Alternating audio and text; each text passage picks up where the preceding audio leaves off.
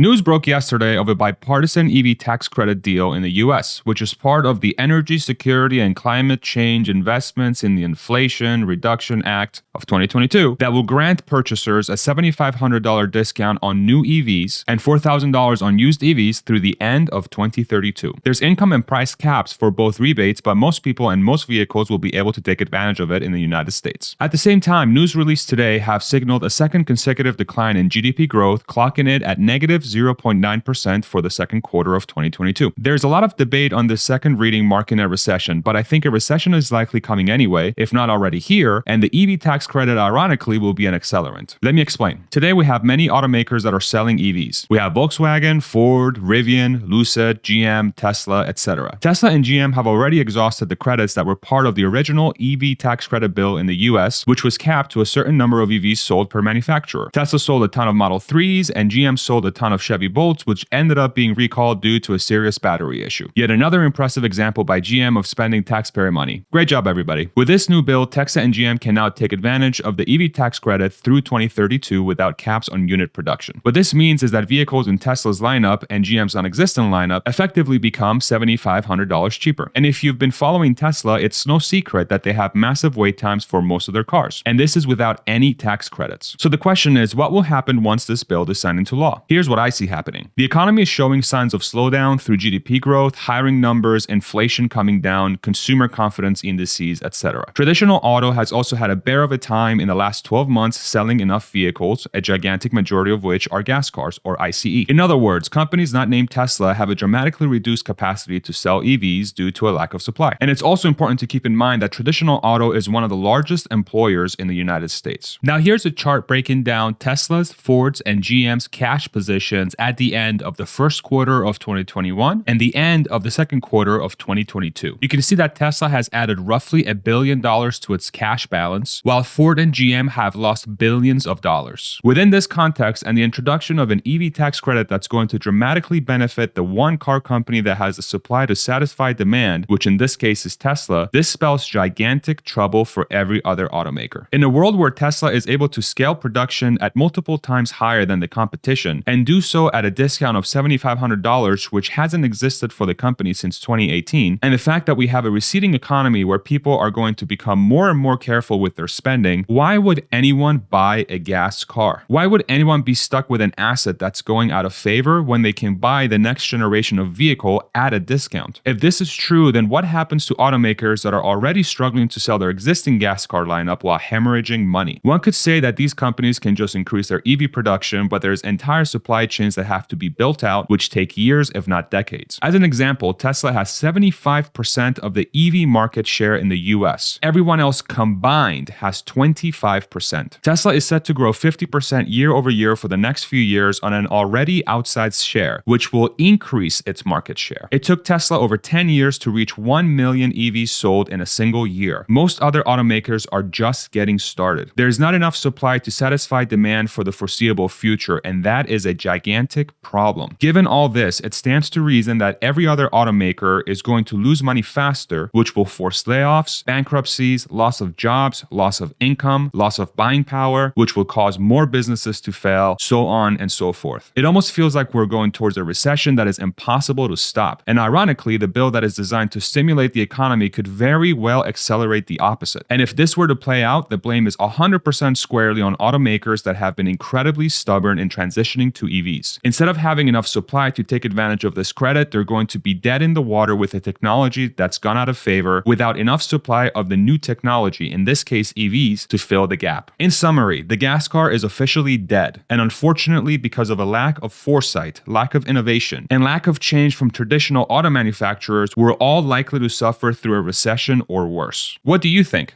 Leave a comment below. Thank you for watching.